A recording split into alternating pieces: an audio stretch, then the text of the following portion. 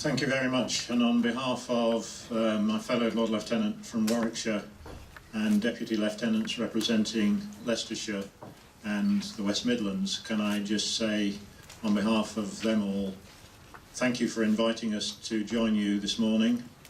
Welcome to Staffordshire, welcome to this centre of year-round remembrance, and we're all delighted to be able to support this event commemorating the contribution that was made by all parts of the Commonwealth, and particularly the Indian subcontinent and people of Asia, both before, during and post World War I. To mark the event, the Queen has sent a message to Mr. Prasad, which I will read to you now. Dear Mr. Prasad, the Queen has asked me to thank you for your kind letter on behalf of the members of the British Organisation for People of Asian Origin, sent on the occasion of your Remembrance Day to commemorate the Commonwealth Contribution to World War I, which is being held on the 16th of October at the National Memorial Arboretum, Burton-on-Trent. Her Majesty appreciated your thoughtfulness in writing as you did, and in return has asked me to send her warm good wishes to you all for a most memorable event. Thank you very much indeed.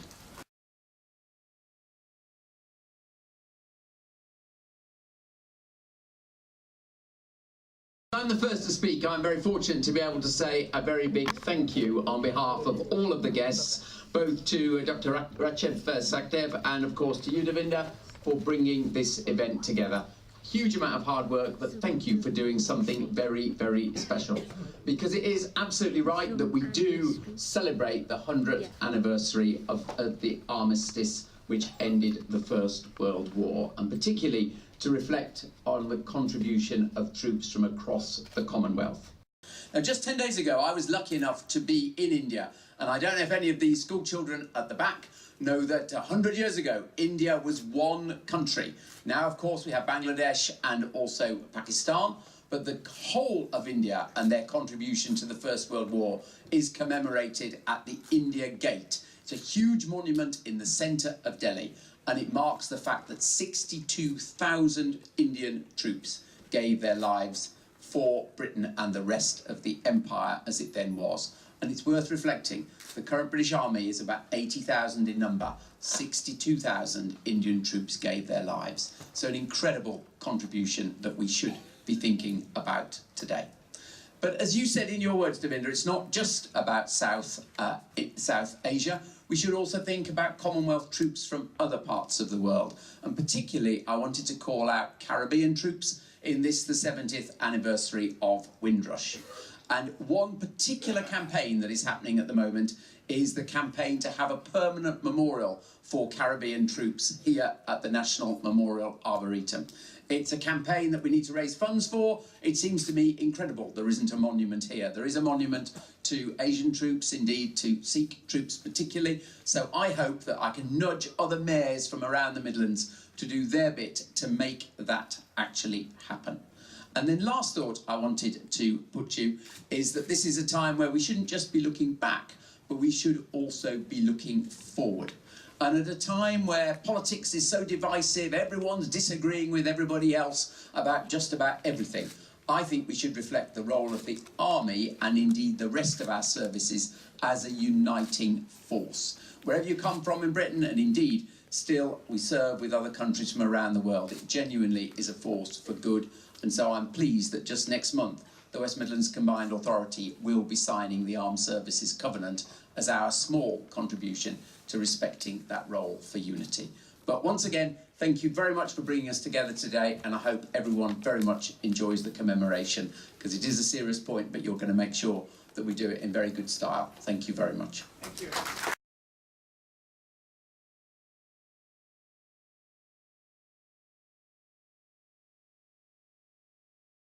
Good morning. I'm very pleased to be here today as part of the Commonwealth and the Windrush generation. And thank Davinder and team for inviting me. We have been doing her a bit too to celebrate the 100th anniversary. We just had an event last Saturday.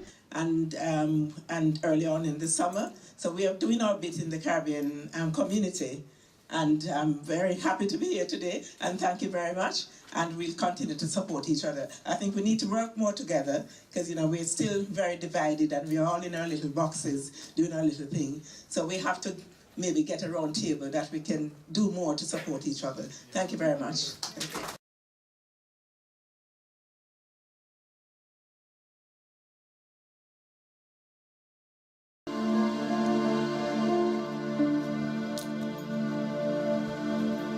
My mind always thinks back to the last time that we met, how we parted company. I never will forget. You really miss somebody you never see again. Even when the years go by, doesn't dull the pain. Two kisses on my cheek bring tears to my eyes. One kiss to say hello and then a last goodbye. Two kisses on my cheek bring tears to my eyes. One kiss to say hello and then a last goodbye. A kiss is such a small thing that really means a lot. Now you've gone forever. A kiss is all I've got. 1 minute you're together, the next thing you've gone, and all you've got is the memory for you to think back on. Two kisses on my cheek bring tears to my eyes. One kiss to say hello and then a last goodbye. Two kisses on my cheek bring tears to my eyes. One kiss to say hello and then two kisses on my cheek bring tears to my eyes. One kiss to say hello and then a last goodbye. Two kisses on my cheek bring tears to my eyes. One kiss to say hello and then a last goodbye.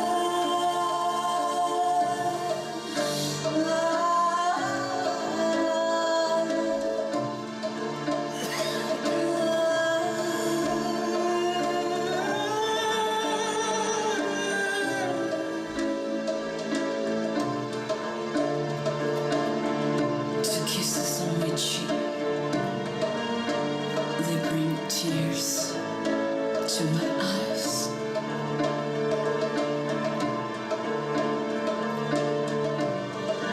But that's all I've got. That small memory that keeps me going.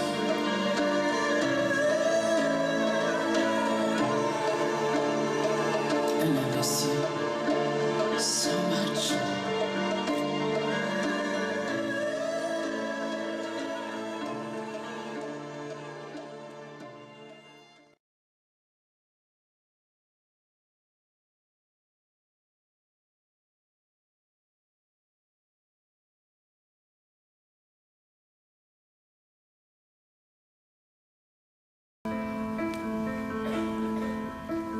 Peace could be where a dark hand touches a light hand.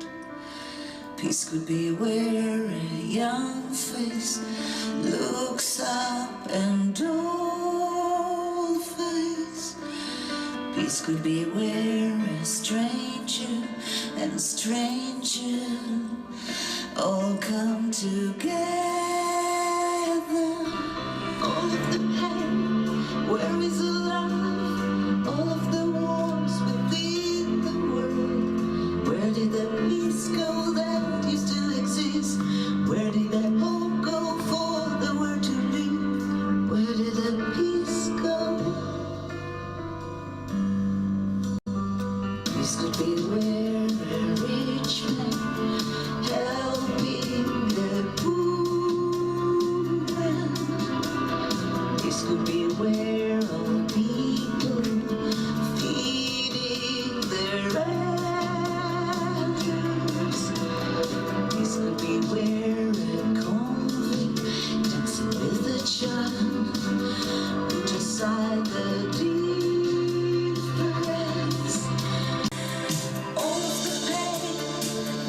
to love all of the wars within the world. Where did the peace go that used to exist? Where did the hope go for the world to live? Where did the peace go? Where did the peace go? All of this endless fighting, and people declare to build a wall instead of hard understanding and love. The soul reaching out to the soul.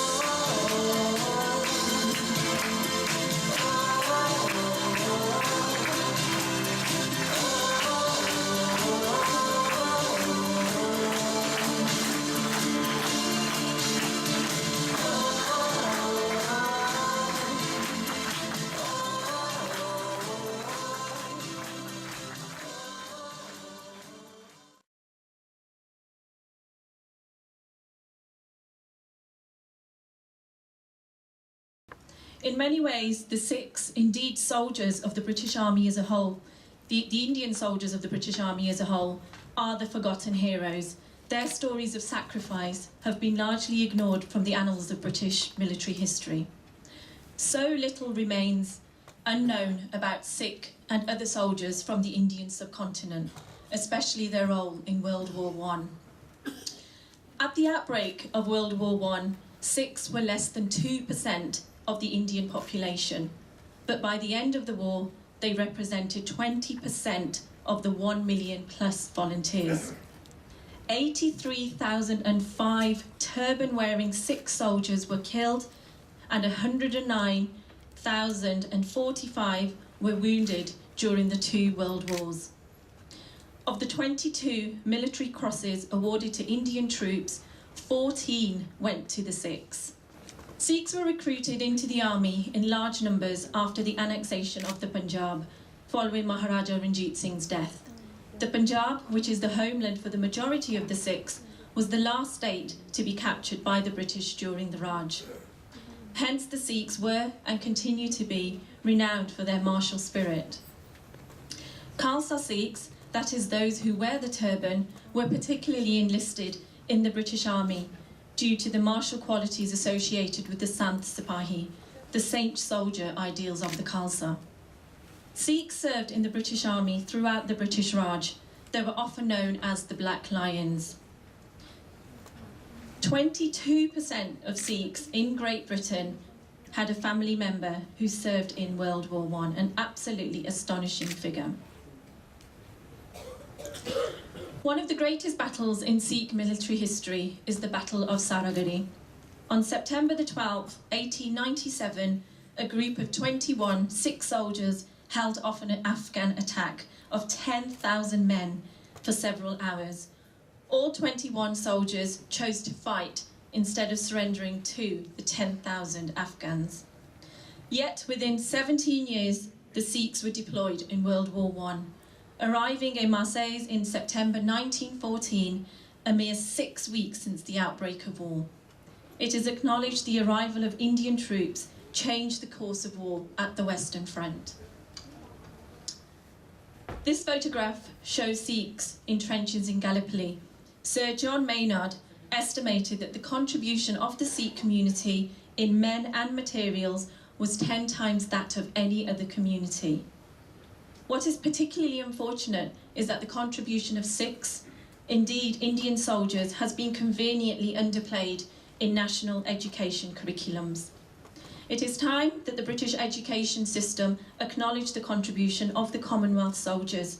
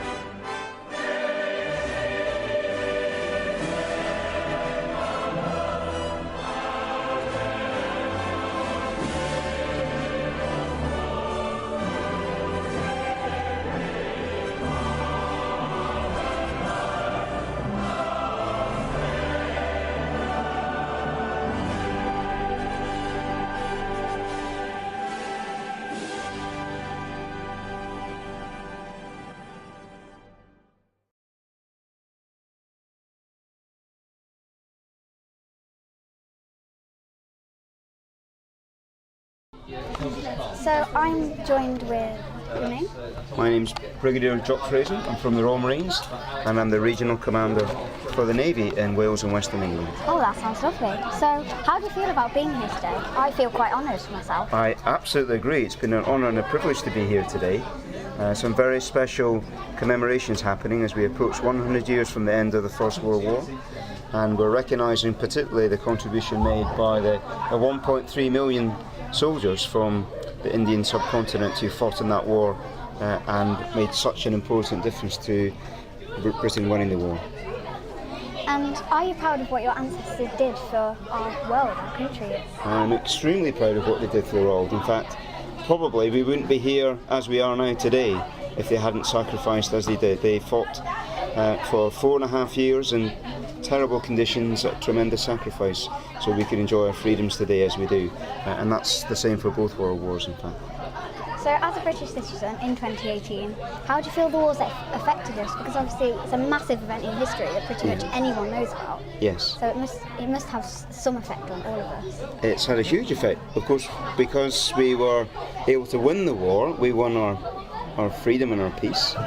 Although that's been challenged since with other wars, the most important thing was that we were able to bring freedom on 100 years ago. And socially, it made a huge change as well. For women, and women gained the vote around the same time, and for many, many people it brought the classes of the country much closer together. So for democracy, I think in many ways it changed things that we still enjoy 100 years on today. And obviously one of the most important questions here today, everyone who's talked to us has been saying that we should be proud to be British and proud of what is happening here. Yes. So are you proud to be British? I'm extremely proud to be British. I've been a Royal Marine for over 25 years and that's one thing that makes me very proud, but that's mostly because I serve Her Majesty the Queen in the Royal Marines for this country, Great Britain, so I'm very, very proud. Thank you. Thank you very much. It's been interesting to hear from you. Well, it's been very nice to speak with you and I wish you a very enjoyable rest of the day at the National Arboretum. Nice to meet you.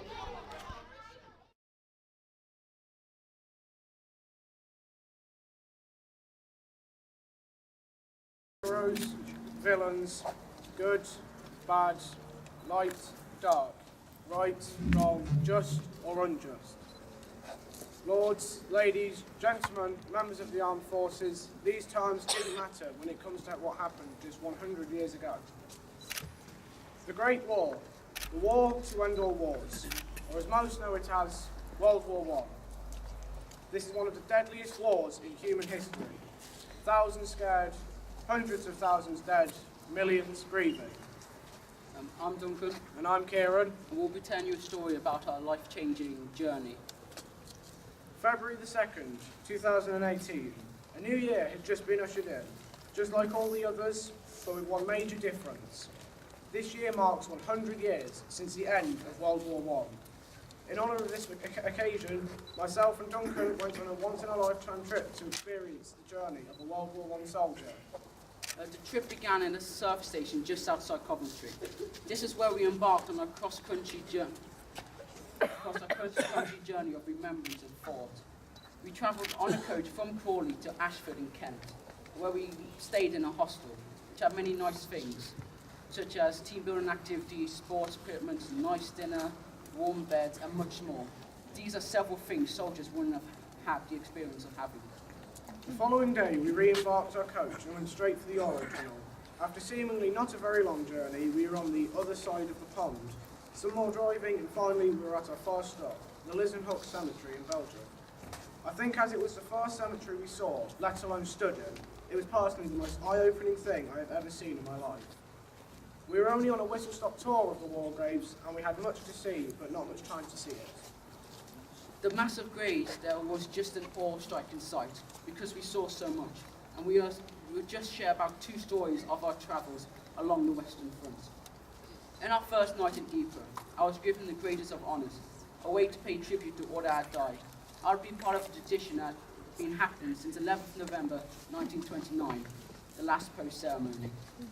Every night at 8 p.m, for the last 89 years, the event has happened. Every night, one soldier's name is called. The name of the soldier whose body was never found and whose name now lays on the many grave. Wreaths of poppies are placed every night to show what the last post echoes around the structure. It is done to show the love, respect and gratitude we have for the soldiers and their sacrifices. So far, 30,000 ceremonies have been held, yet there are still 24,000 names that has to be read. And this makes you think that after almost 90 years of this ceremony, that only 60% of the names have been read. And this is disheartening to know that all these people not only lost their lives, but also lost their families and friends. Their deaths are made by a bit more distressing by the fact that it could have been prevented. If this pointless need for power was never started, 37 million lives would have been saved, and yet they are gone, forever lost. And this made placing the wreaths not only a thank you, but also an apology. An apology for their untimely deaths caused for the desire of power, and an apology to their families for the void created in their souls. Their death makes you want to cherish the life given for yours. It gives you the feeling to do more of your life that was given by others losing theirs. It saddened me to know that all these people died, and that thousands of families have lost a part of their soul. So for those of you who don't know, the age to enrol for the British military in 1914 was 16 years of age. But this didn't stop people who were younger than this joining, for a number of reasons, to become heroes, peer pressured, and many other reasons. A young man, no, a boy, just aged 12, Private Baker. Private Baker was scared of fighting and fled from battle. He was scared of the horrors of war. He was caught by French farmers and sent back to the front lines where he was instructed once again to fight. Still scared of all the terrible things that could happen to him, he ran again. He was caught by the French police who returned him to battle once more, but they weren't going to risk him running away again. They held him in the death cell, which is essentially a small human-sized box with a small window in it. And the following day they executed him by shooting him in the early hours of the morning. This coined the new military phrase, shot at dawn. We have seen so much which many of you possibly won't ever see. Compared to the soldiers who fought for us, we have amazing lives. Medicine is great, entertainment is great, life is great. We do, however, have many things in common with the brave men who secured us a bright future. We are human, we live, we learn, we love. One thing, however, that me and Duncan don't have in common with 700,000 of the British soldiers is we went to the Western Front and came back safely. And we hope that their memory liveth forevermore in your mind. We hope that you realise how lucky most of you are to not have experienced the horrors of war. But most of all, we hope that although we might not have known them, we do know that for our today, they gave their tomorrow.